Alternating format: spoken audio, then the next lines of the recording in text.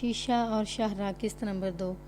اب مجھے یہ معلوم کرنا تھا کہ اس واردات میں کون کون شریک ہے، اور یہ بھی کہ میرا ASI سردار نہال سنگھ بھی اس جرم میں شریک ہے۔ مگر میں جوں جوں تفتیش میں آگے بڑھتا جا رہا تھا، الجھاؤ زیادہ ہوتا جا رہا تھا۔ مجھے یہ ایک باقاعدہ سازش نظر آنے لگی تھی۔ تفتیش کا پہلا دن گزر چلا تھا۔ میں نے مالی اور منشی کو ساتھ لیا، ASI جگدیش سروپ کا شکریہ ادا کیا اور میں امرتسر کو روانہ ہو گیا۔ پہلے ہم اپنے تھانے جنڈیالہ گورو اترے۔ مالی کو اپنے تھانے چھوڑ دے اور اس کے متعلق اپنے محرر وغیرہ سے کہا کہ اسے حراست میں نہیں بلکہ زیر نگرانی رکھیں۔ میں آرام کے لیے وہاں بالکل نہ رکا اور امرتسر کو روانہ ہو گیا۔ میرے ساتھ اپنا ASI نہال سنگھ تھا اور مقتول سیٹھ کا منشی۔ منشی کو میں نے رہنمائی کے لیے ساتھ لیا تھا۔ اسے بینک کا سیٹھ کے ان دوستوں کے ہاں جن کے ہاں وہ ٹھہرا کرتا تھا اور سیٹھ کے ڈرائیور اشرف کے گھر کا اتا پتہ معلوم تھا۔ ہم شام کو وہاں پہنچے۔ وہ بینکوں کا وقت نہیں تھا۔ منشی سے کہا کہ مجھے ڈرائیور کے گھر لے چلے۔ اس نے مجھے ڈرائیور کے گھر پہنچا دیا۔ دستک دی تو ایک بوڑھے آدمی نے دروازہ کھولا۔ 2 تھانے داروں کو دیکھ کر بوڑھا سخت گھبرایا۔ میں نے اسے تسلی دی اور اندر اس کے صحن میں جا بیٹھے۔ اندر ایک بڑھیا تھی جو نابینا تھی۔ یہ اشرف کی ماں تھی اور بوڑھا اس کا باپ۔ ان سے پتہ چلا کہ اشرف ان کا اکلوتا بیٹا ہے۔ اس نے ڈرائیونگ سیکھ لی تھی اور کسی نے اسے سیٹھ مقتول کے ہاں ملازمت دلوا دی تھی۔ یہ بوڑھا اپنی جوانی میں کشمیر سے آیا اور امرتسر میں آباد ہو گیا تھا۔ اب اشرف ماں باپ کا واحد سہارا تھا۔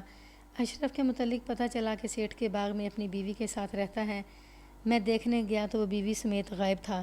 میں نے اس کی بیوی کے گھر کا پتہ معلوم کرنے کے لیے اشرف کے باپ سے پوچھا کہ اشرف کی شادی کہاں کروائی تھی۔ باپ کی بجائے ماں نے جذباتی لہجے میں کہا، ہم تو اس روز کے لیے زندہ ہیں جس روز ہمارا بیٹا صحرا باندھے گا۔ باپ نے کہا، ہم کبھی کے مر چکے ہوتے، اشرف کی دلہن دیکھنے کے لیے زندہ ہیں۔ تو کیا اشرف نے شادی نہیں کروائی؟ میں نے پوچھا۔ نہ جی، باپ نے جواب دیا، ابھی نہیں۔ میں نے منشی کے منہ کی طرف دیکھا۔ منشی نے ہی بتایا تھا کہ اشرف باغ کے ایک کوارٹر میں اپنی بیوی کے ساتھ رہتا ہے۔ منشی کے چہرے پر حیرت کا بڑا صاف تاثر تھا، جیسے وہ ہکا بکا رہ گیا ہو۔ 2 صورتیں ہو سکتی تھیں، ایک یہ کہ اشرف نے اپنے ساتھ جسے رکھا ہوا تھا وہ اس کی بیوی نہیں تھی، دوسری یہ کہ اگر اس کی وہ بیوی ہے تو اس نے میرے ماں باپ سے چھپا کر رکھی ہوئی ہے۔ بہرحال میں نے بوڑھے اور بڑھیا سے اس سلسلے میں کچھ اور بھی نہ پوچھا اور انہیں کچھ پتہ بھی نہ چلنے دیا۔ اشرف گھر کب آیا تھا؟ میں نے پوچھا۔ رات کو آیا تھا، بوڑھے نے جواب دیا۔ کہتا تھا سیٹھ کو لے کر آیا، صبح سویرے چلا گیا تھا۔ یہ آج صبح کی بات ہے؟ میں نے پوچھا۔ اس کے بعد تو نہیں آیا؟ نہیں، اس نے جواب دیا، وہ سیٹھ کو لے کر کرتارپور چلا گیا ہوگا۔ ہمیں تو یہی بتا کر گیا ہے۔ یہاں تمہارے کوئی رشتہ دار بھی ہوں گے؟ کوئی نہیں، بوڑھے نے کہا، ہم کشمیر سے آئے تھے، لکڑیوں کا ٹال تھا، اب بڑھاپا کوئی کام نہیں کرنے دیتا۔ میں معلوم کرنا چاہتا تھا کہ اشرف اور کہاں جا سکتا ہے۔ بوڑھا اور بڑھیا گھبرائے ہوئے بار بار پوچھتے تھے کہ ہم ان کے بیٹے کے متعلق کیوں تحقیقات کر رہے ہیں۔ میں نے انہیں تسلی دے کر اصل مسئلے سے بے خبر رکھا اور وہاں سے نکل آئے۔ رات امرتسر میں گزاری، صبح سیٹھ کے بینک گئے۔ مینیجر سے ملے، اس سے پوچھا کہ سیٹھ نے کچھ رقم نکلوائی تھی۔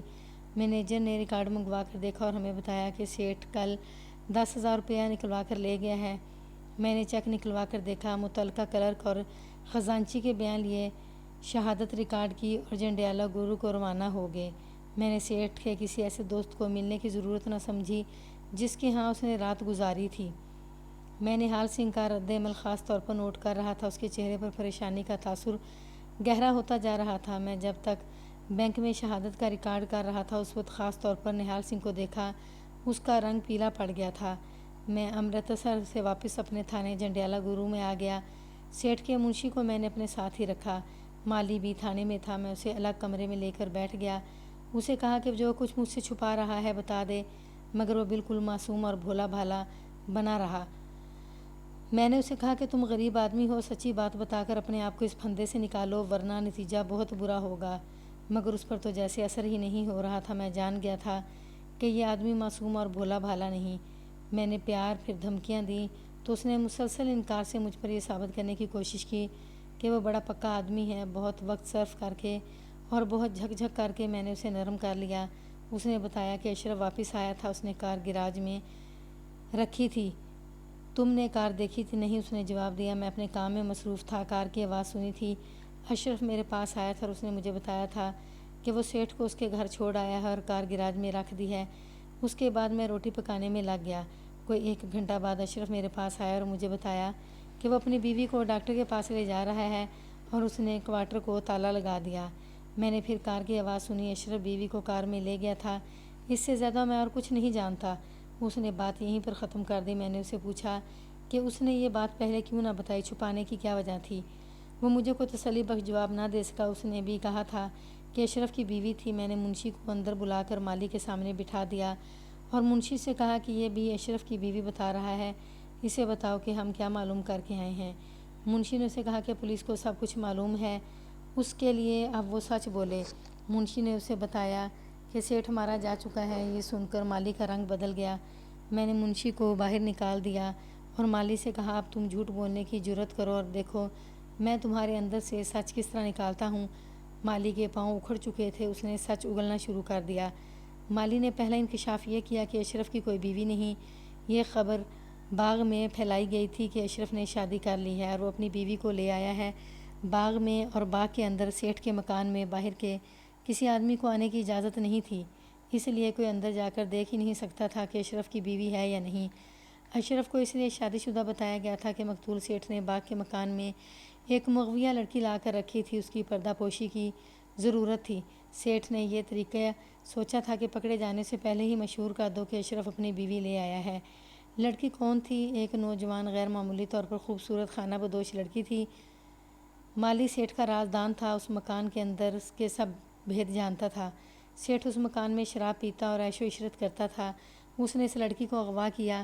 لڑکی نے مالی کو بتایا تھا کہ اسے کس طرح اغوا کیا گیا ہے۔ یہ لڑکی ہندو تھی اور خانہ بدوشوں کے سانسی قبیلے سے تعلق رکھتی تھی۔ ایک روز سیٹھ اپنی کار پر نہر کے کنارے کنارے جا رہا تھا۔ کار اشرف چلا رہا تھا۔ سیٹھ نے دیکھا کہ نہر کے کنارے ایک بڑی ہی خوبصورت خانہ بدوش لڑکی منہ ہاتھ دھو رہی ہے۔ یہ علاقہ جنگلاتی اور سنسان تھا۔ وہاں سے تھوڑی دور سانسی خانہ بدوشوں نے ڈیرے ڈال رکھے تھے۔ سیٹھ نے لڑکی کو دیکھا تو کار رکلوا لی اور اتر کر لڑکی کے پاس چلا گیا۔ سیٹھ کو اپنی دولت پر ناز تھا اور اسے خیال تھا کہ پیسے سے ہر چیز خریدی جا سکتی ہے۔ اس نے کچھ روپے جیب سے نکالے اور لڑکی کو دیے اور اس سے پوچھا کہ وہ کون ہے اور کہاں رہتی ہے۔ لڑکی نے روپے لے لیے اور اسے بتایا کہ وہ خانہ بدوش ہے اور قریب ہی ان کا ڈیرا ہے۔ سیٹھ نے اسے کہا کہ تم اتنی حسین لڑکی کہاں جنگلوں بیابانوں میں ماری ماری پھر رہی ہو، میرے ساتھ آؤ، رانی بنا کر رکھوں گا۔ لڑکی نے سیٹھ کے دیے روپے پھینک دیے اور اسے دھتکار دیا۔ سیٹھ اس خوش فہمی میں مبتلا تھا کہ یہ غریب لڑکی اس کے سامنے کیا حیثیت رکھتی ہے۔ سیٹھ کو یہ معلوم نہیں تھا کہ لڑکی رسے سے چلتی ہے اور جمناسٹک کے کرتب جانتی ہے۔ یہ اس خانہ بدوش قبیلے کا ذریعہ معاش تھا۔ سیٹھ نے لپک کر لڑکی کو بازو سے پکڑا۔ لڑکی نے نہ صرف بارود چھڑا لیا بلکہ سیٹھ کے منہ پر تھپڑ مارا۔ لڑکی بھاگی نہیں۔ سیٹھ نے اسے پکڑنے کی کوشش کی لیکن لڑکی اتنی پھرتیلی تھی کہ اس کے ہاتھ نہیں آئی تھی۔ سیٹھ نے اشرف کو آواز دی۔ اشرف دوڑا آیا۔ سیٹھ نے اسے کہا کہ اس لڑکی کو پکڑ کر گاڑی میں ڈال لو۔ اشرف کو معلوم تھا کہ سیٹھ عورتوں کا شکاری ہے، دل کھول کر انعام دے گا۔ اشرف خوبصورت جوان تھا۔ اس نے ایسی پھرتی دکھائی کہ لڑکی پر قابو پا لیا اور اس کے سر کی اوڑھنی اس کے منہ میں ٹھونس دی۔ سیٹھ اور اشرف نے مل کر لڑکی کو گھسیٹا اور کار میں ڈال لیا۔ سیٹھ نے اشرف سے کہا کہ باغ میں لے چلو۔ اشرف نے کار چلائی اور کرتارپور واپس آ کر لڑکی کو باغ والے مکان میں لے گئے۔ مالی سیٹھ کا رازدان تھا۔ اس نے سیٹھ کا وہ سلوک دیکھا جو اس نے لڑکی کے ساتھ کیا تھا۔ اس نے اس لڑکی کو اس مکان میں بند کر دیا۔ اسے کہا کہ اسے یہاں سے کوئی بھی رہا نہیں کرا سکتا اور نہ ہی کسی کو پتہ چل سکتا ہے کہ یہاں کوئی لڑکی قید ہے، لہٰذا وہ سیٹھ کو قبول کر لے ورنہ یہاں سے وہ زندہ نہیں نکل سکے گی۔ لڑکی نے سیٹھ سے کہا کہ وہ مر جائے گی، اسے قبول نہیں کرے گی۔ سیٹھ نے اس پر کسی قسم کا تشدد نہ کیا سوائے اس کے کہ اسے قید میں رکھا۔ اس نے لڑکی کے لیے عمدہ کپڑے سلوائے اور اسے نہایت عمدہ کھانا کھلانے لگا اور اس طرح اس پر عملاً ثابت کرنے لگا کہ اسے رانی بنا کر رکھے گا۔ لیکن لڑکی نے اسے صاف کہہ دیا کہ اس کے آگے دولت کا ڈھیر لگا دے، اسے جو چاہے اذیت دے سکتا ہے دے لے، وہ اسے قبول نہیں کرے گی۔ یہ بظاہر حیران کن ہے کہ ایک خانہ بدوش لڑکی دولت کو ٹھکرا رہی تھی اور وہ محل کو لات مار کر جنگل میں اپنے خیمے کو واپس جانے کو تڑپ رہی تھی۔ یہ لڑکی جسے سیٹھ نے قیدی بنا لیا تھا سانسی لڑکی تھی۔ سیٹھ کے مالی نے مجھے بتایا کہ لڑکی کا حسن خصوصاً جسم تو انسان کو مبہوت کرتا ہی تھا، اس کا کردار حیران کن تھا۔ سیٹھ نے اس کے لیے جو کپڑے سلوائے وہ اس کے آگے جو کھانے رکھے اور اس کے آگے روپے پیسے زیورات کے جس طرح ڈھیر لگائے، اگر کسی اونچے سے اونچے خاندان کی لڑکی ہوتی تو وہ بھی سیٹھ کی غلام ہو جاتی، مگر اس جنگلی لڑکی نے سیٹھ کو 2 ہاتھ دور رکھا اور اسے یہاں تک کہہ دیا کہ مجھے تم سے نفرت ہے۔ میں آج سوچتا ہوں کہ غیر ملکی اور غیر اسلامی تہذیب و تمدن اور فیشن نے ہماری قوم کو اخلاقی تباہی تک پہنچا دیا ہے۔ کار کی ایک بار کی لفٹ، کسی مغربی ہوٹل میں ایک دعوت اور پکچر کا ایک شو اچھے خاندانوں کی لڑکیوں کو عزت سے محروم کر دیتا ہے، اور اپنے آپ کو فریب دینے کے لیے ہماری مغرب زدہ سوسائٹی نے اس بدی کو فیشن اور کلچر کا نام دے کر قبول کر لیا ہے۔ اس خانہ بدوش لڑکی کا کردار مسلمان لڑکیوں کا روایتی کردار تھا۔ سیٹھ نے اس پر دست درازی شروع کر دی، لیکن لڑکی اس کے ہاتھ سے آم کی گٹھلی کی طرح پھسل جاتی تھی۔ مالی نے بتایا کہ سیٹھ کی غیر حاضری میں وہ اور اشرف ڈرائیور لڑکی پر پہرا دیتے تھے۔ لڑکی کو کھانا وغیرہ کھلانے کا کام اشرف کے سپرد تھا۔ اشرف خوبصورت جوان تھا، کشمیری ہونے کی وجہ سے رنگ دلکش، اور اس کا جسم بھی پرکشش تھا۔ اس کی عمر 25 سال تھی۔ مالی نے بتایا کہ لڑکی احتجاجاً کھانا نہیں کھاتی تھی، لیکن وہ اشرف کے ہاتھ سے کھانا کھانے لگی۔ سیٹھ زیادہ تر باہر ہی رہتا تھا، وہ اپنا کاروبار تو نہیں چھوڑ سکتا تھا۔ اس کی غیر حاضری میں لڑکی مالی اور اشرف کی تحویل میں ہوتی تھی۔ مالی کو یہ تجسس ہوا کہ لڑکی اشرف کے ساتھ گالی گلوچ کیوں نہیں کرتی اور اس کے کہنے پر کیوں کھانا کھا لیتی ہے۔ اشرف نے اسے خود ہی بتا دیا۔ اشرف نے مالی کو مسلمان سمجھتے ہوئے یہ بات بتائی تھی۔ اشرف لڑکی کے ساتھ بہت اچھا سلوک کرتا تھا۔ وہ چونکہ سیٹھ کا نوکر تھا اور سیٹھ تنخواہ کے علاوہ خفیہ کام کرانے کا انعام بھی دیتا تھا، اس لیے اشرف نظر رکھتا تھا کہ لڑکی بھاگ نہ جائے، لیکن اس کی ہمدردی لڑکی کے ساتھ تھی۔ سیٹھ تو اشرف سے کہتا تھا کہ لڑکی کو آمادہ کرو گے وہ سیٹھ کی باندی بن جائے، لیکن سیٹھ کی غیر حاضری میں اشرف لڑکی کی حوصلہ افزائی کرتا تھا کہ وہ اپنی آبرو سے دستبردار نہ ہو۔ لڑکی اس سے اتنی متاثر ہوئی کہ اس کے دل میں اشرف کی محبت پیدا ہوگی۔ یہ شریفانہ محبت تھی۔ لڑکی نے اشرف سے اظہار محبت کیا اور اسے کہا کہ وہ اسے یہاں سے نکال کر جہاں لے جانا چاہے وہ بھی اس کے ساتھ رہے گی اور اپنے قبیلے میں واپس نہیں جائے گی۔ اشرف کو شک ہوا کہ لڑکی اسے اپنے جال میں پھانس کر فرار ہونا چاہتی ہے۔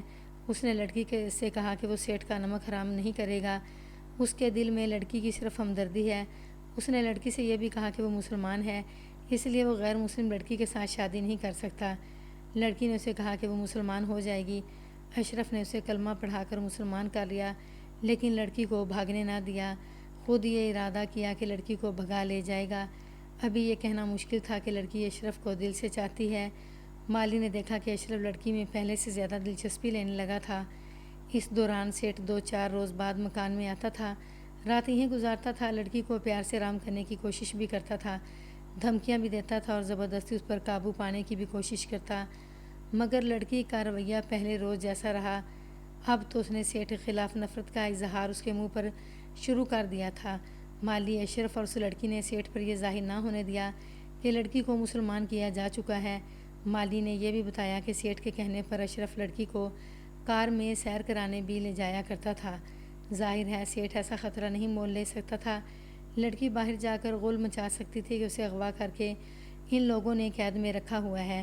اشرف نے سیٹھ کو یقین دلا رکھا تھا کہ لڑکی بھاگے گی نہیں۔ لڑکی نے واقعی کوئی گڑبڑ نہ کی۔ اس کی وجہ صرف یہ تھی کہ لڑکی نے باقی عمر اشرف کے ساتھ گزارنے کا فیصلہ کر لیا تھا۔ یہ اس کی دلی محبت کا کرشمہ تھا۔ مالی نے اپنا بیان یہیں پر ختم کر دیا۔ میں اسے یہ معلوم کرنا چاہتا تھا کہ اشرف کہاں ہے۔ یہ تو مجھے معلوم تھا کہ لڑکی وہیں ہوگی جہاں اشرف ہے، مگر مالی نے کہا کہ وہ نہیں جانتا۔ وہ وہیں تک جانتا تھا کہ سیٹھ امرتسر چلا گیا۔ لڑکی اسی مکان میں تھی، اس کے بعد سیٹھ نہ آیا۔ مالی سے یہ میں نے راز معلوم کرنے کی بہت کوشش کی، وہ نہ مانا تو میں نے تشدد کیا۔ میں مان نہیں سکتا تھا کہ مالی اشرف کا ہمراز تھا تو اسے یہ معلوم نہ ہو کہ اشرف اور لڑکی کہاں چلے گئے ہیں۔ ہر طریقہ آزمانے کے بعد میں اس نتیجے پر پہنچا کہ مالی کو معلوم نہیں، اسے جو کچھ معلوم تھا اس نے بتا دیا ہے۔